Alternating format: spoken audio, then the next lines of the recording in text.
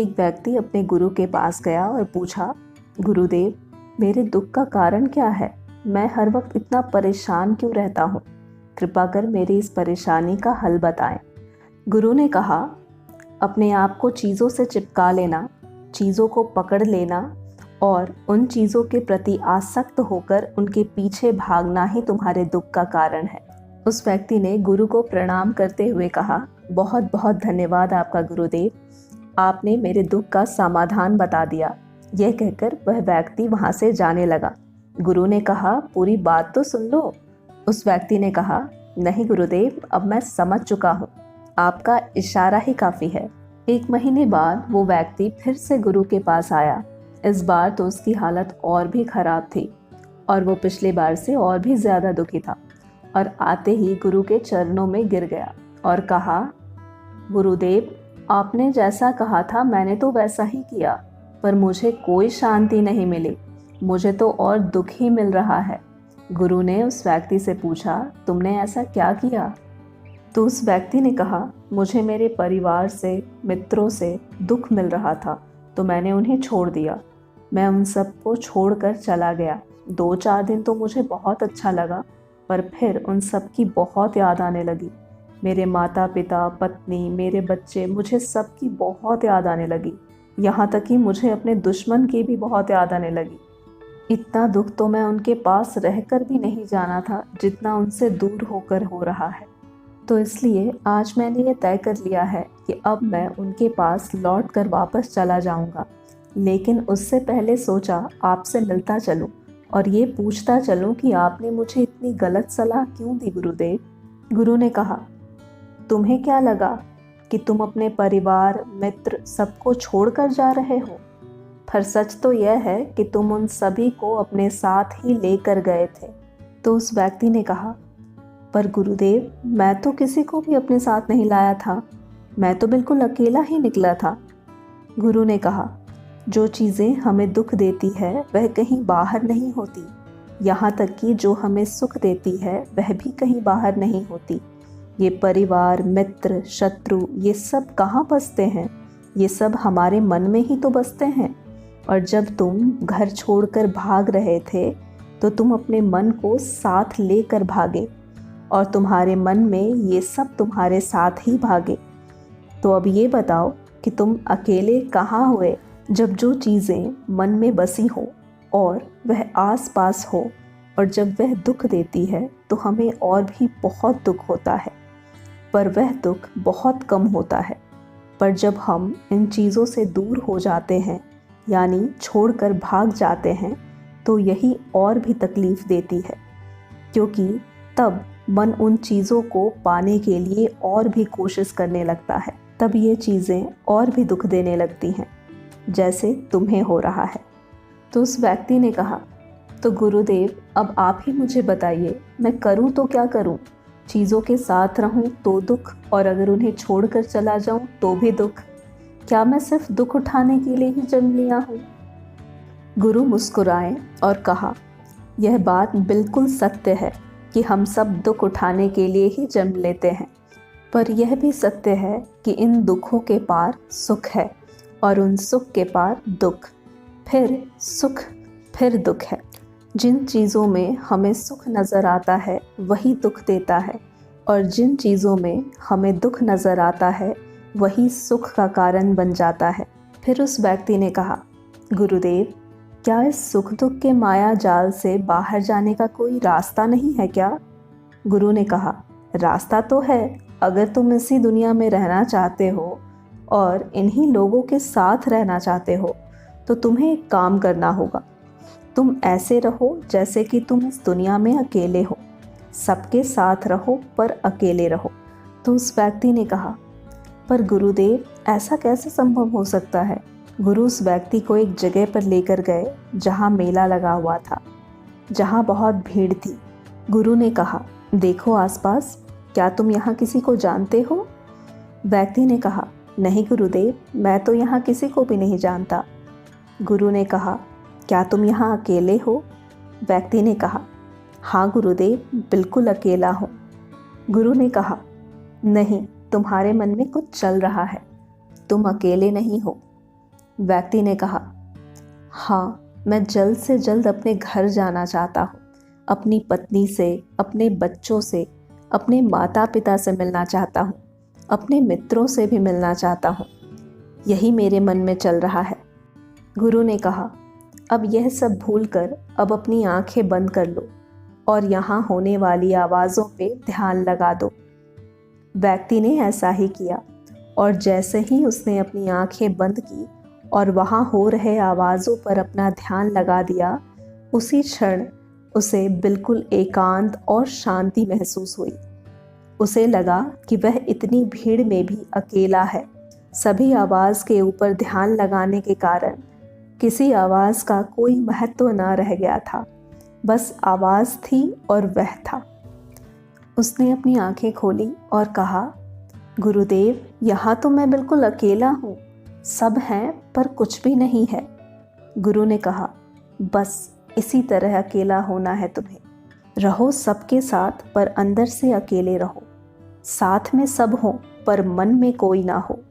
जिसने इस तरह से अकेला रहना सीख लिया, उसे कभी जीवन में दुख नहीं होगा।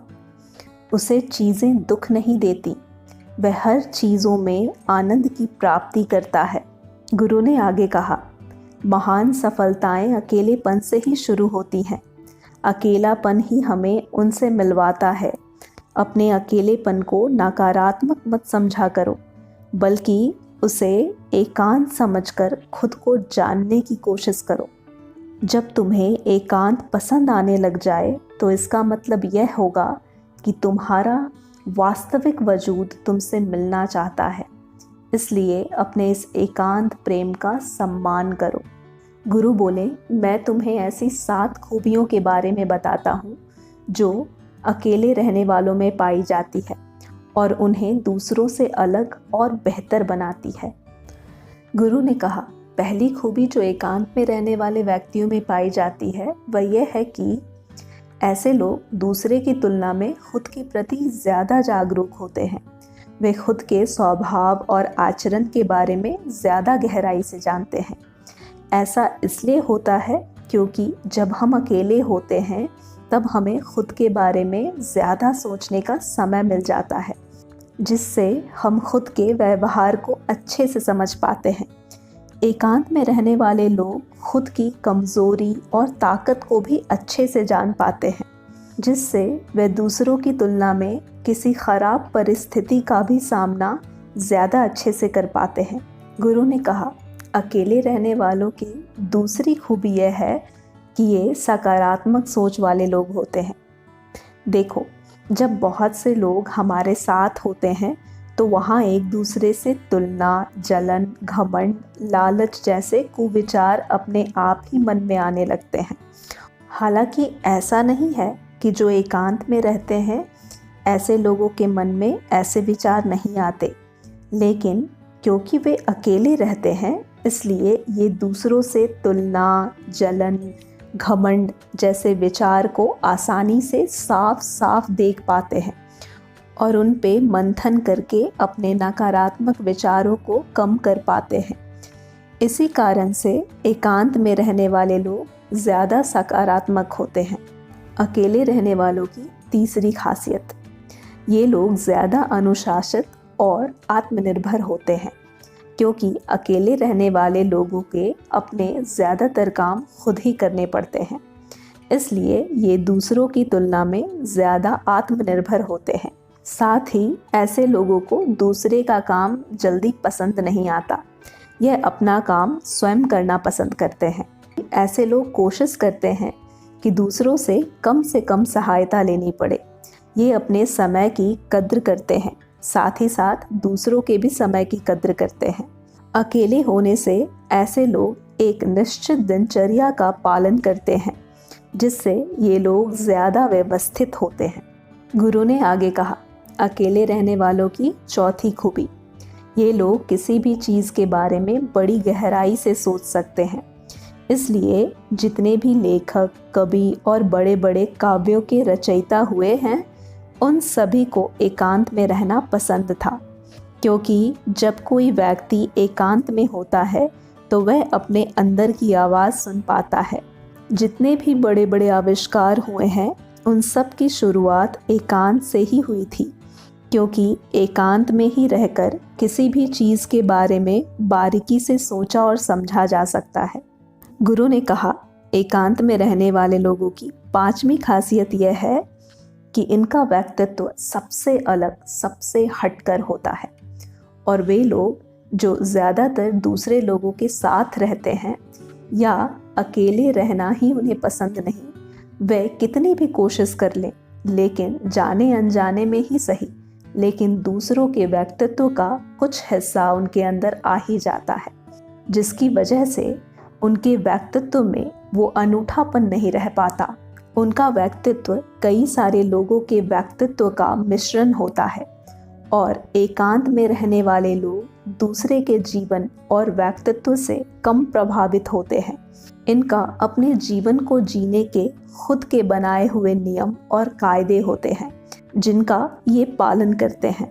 इसलिए ऐसे लोगों का व्यक्तित्व दूसरे से हटकर होता है।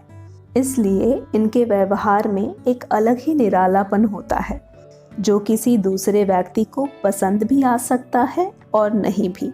गुरु बोले, छठी खासियत, अकेले रहने वाले लोगों के दूसरों के साथ रिश्ते बहुत गहरे और मजबूत होते हैं। हालांकि अकेले रहने वाले लोग ज़्यादा लोगों से संबंध नहीं बनाते, लेकिन ये जितने भी लोगों से संबंध बनाते हैं सच्चे दिल से बनाते हैं। ऐसे लोगों के बहुत ही कम दोस्त होते हैं, लेकिन जितने भी होते हैं ये उनसे अपनी दोस्ती पूरी ईमानदारी से निभाते हैं। अक्सर लोगों को ये लगता है कि एकांत में रहने वाले लोग बहुत ही कम बातें करते हैं, लेकिन उनसे पूछिए जिनसे ये दिल से जुड़े होते हैं। ऐसे लोग उन्हें अपना मान लेते हैं और इनके सामने अपने दिल की पूरी बात कह देते हैं। अकेले रहने वाले बहुत ही कम लोगों के साथ संबंध तो रखते हैं, लेकिन ज़रूरत पड़ने पर वे अपनी तरफ से पूरी मदद करने के लिए भी तैयार रहते हैं। इसलिए इनके रिश्ते कम लोगों के साथ तो होती है, लेकिन जिनके भी साथ होती है बहुत मजबूत होती है। अगली खासियत, अकेले रहने वाले लोग मानसिक तौर पे भावनात्मक रूप से बहुत मजबूत होते हैं, क्योंकि उन्हें पता होता है कि अगर आज कोई समस्या उनके ऊपर आती है तो उन्हें अकेले ही उस समस्या का समाधान करना होगा। ऐसा बार बार करने से उनके अंदर खुद के प्रति एक आत्मविश्वास बढ़ जाता है, जिस वजह से वे दिन प्रतिदिन मानसिक तौर पर और मजबूत होते चले जाते हैं और ये मान लेते हैं कि ऐसी कोई भी समस्या नहीं है जिसकी वह अपनी दृढ़ इच्छा शक्ति से के दम पर हरा ना सके, और यही एक सोच उन्हें दूसरों से अलग बनाती है। इतना कहने के बाद गुरु चुप हो गए तो उस व्यक्ति ने कहा, गुरुदेव, आपकी सारी बातें तो ठीक है, लेकिन ये कब कहा जा सकता है कि अकेलापन एक वरदान है? यह सुन गुरु ने कहा, अकेलापन हमेशा से ही एक वरदान रहा है, अगर हम इसे पूरी सकारात्मकता से उपयोग कर पाएं तो। क्योंकि जब हम पूरी दुनिया के साथ होते हैं तो हम भीड़ का एक हिस्सा होते हैं, पर जब हम अकेले खुद के साथ होते हैं तभी हम समय का सही सदुपयोग, खुद का आकलन और भी सभी बातों पे हम अच्छे से ध्यान दे सकते हैं, अपनी कमज़ोरियों पर भी काबू पा सकते हैं। उस व्यक्ति को गुरु की बात समझ आ गई और वह उन्हें धन्यवाद करके अपने घर चला गया।